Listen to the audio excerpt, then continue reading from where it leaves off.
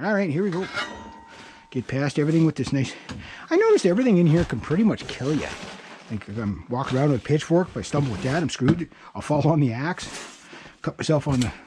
get some tetanus off this barbecue, and then die on that ladder. But my grandmother said, you can climb up there, just don't get hurt, don't get killed. Okay, fair enough. Yeah. That was the, you know, that's all they had to tell us when we were young. Just don't die, you know, do what you want, but just, you know, you fall and kill yourself, that's on you. All right, fair enough. And throw it far enough so it doesn't bounce back down the hole here. Get a freaking pitchfork in the eyeball wouldn't be so good. Already been stung in the eyeball, but never had a pitchfork in the eyeball, and I really don't want to test that theory of what that would feel like. My hunch says probably not so good. All right. Spider farmer, spider. Oh. Not bad for a 50-year-old guy. Yeah, like a lot of 50-year-olds can't do that, you know what I mean?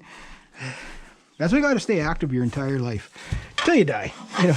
Like, you stay active until being too active kills you, you know what I mean? Like that's pretty much the method of survival, you know?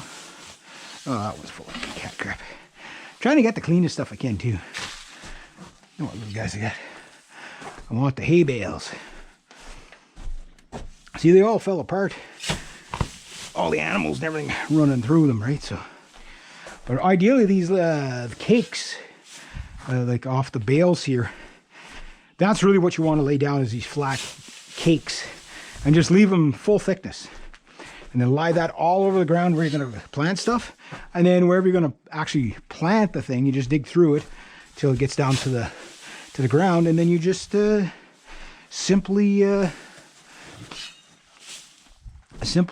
keep adding to it until it gets to a point where nothing can grow through it because it's so dense. You can throw leaves on it in the fall, more. And again, that really holds in a lot of moisture after it's been really drenched a few times by the rain, right? So, and that is the goal. With that, oh, he tried to escape. There we go. So, yeah, I don't know what that is. Could be a piece of cow crap up here. Don't know how a cow would have got up here, but you never know. You can't trust a cow. Cows do all kinds of shady things.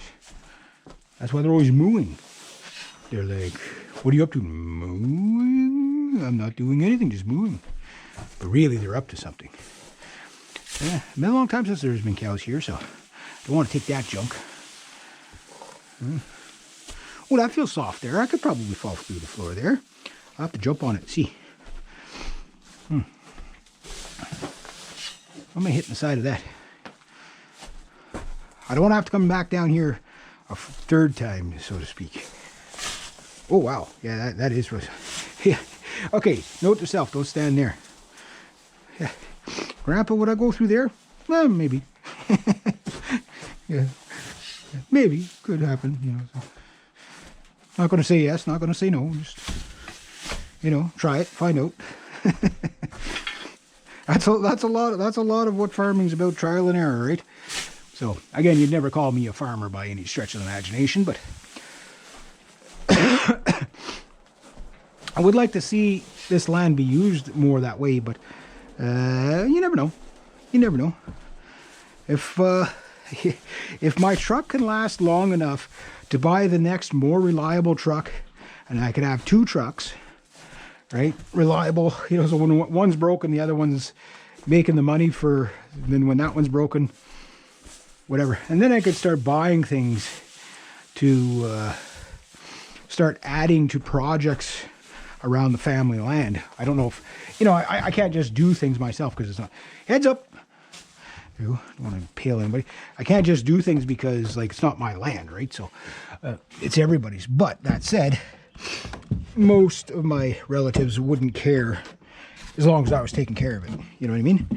And it'd be cool to clear the land like it was when I was a kid. You know, nice open fields everywhere. And then on top of the open fields, don't fall. I could have like running horses and cows and goats and sheep and whatever. Might never happen, but you know, like you could only do that stuff if that is your job. You know what I mean? Like you really can't, like hobby farms, everything gets neglected on a hobby farm unless the people are wealthy enough to hire somebody to daily take care of their hobby farm. I see it all the time up here where people are like that. They're in love with the idea of having horses, have no clue how expensive it actually is to have horses and how much work they actually are. That's probably the most expensive pet you can get, domestic pet you can get. Not exotic pet, but domestic pet. Did I throw too much out? I'll get that all on there. Just I don't want a big track of hay behind me because then they'll know who did it. Well, even though I told everybody I was going to do it, but it's, you know, it's all about the proof, right?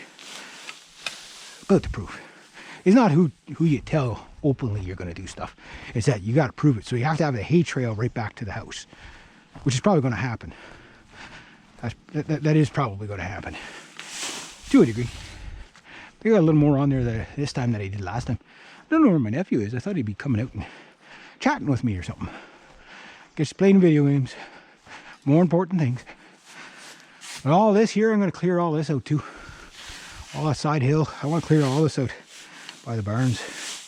See, what happens is if you don't cut it, what happens is people forget to cut it, and then you don't know where the rocks are, so then you don't want to take a chance with the lawnmower, and then everything starts growing up. Like the briars aren't so bad, but like the trees and stuff like that stuff takes forever to deal with. It took me probably about 3 years just picking away at it. You know, just to get it into ship shape, right? Where you can come down here and there's no briars or wasps or whatever. Because what I would like to see again is the rhubarb patches come back. They're all, like all that front of there used to be all rhubarb patch, right? So I really want to get that back. And behind the barn is, I think, the last batch of rhubarb. And it's one of those things with rhubarb, if you don't pick it, it goes away. You got to keep picking it, right? You don't deroot it, because, like, I mean, the roots of rhubarb are like, they go pretty far. They'll go like a couple 100 feet, right? But it doesn't take much for other plants to kill it out if you don't keep it going strong, you know what I mean? So there's that. There's that. All right, anyway, I'll keep going.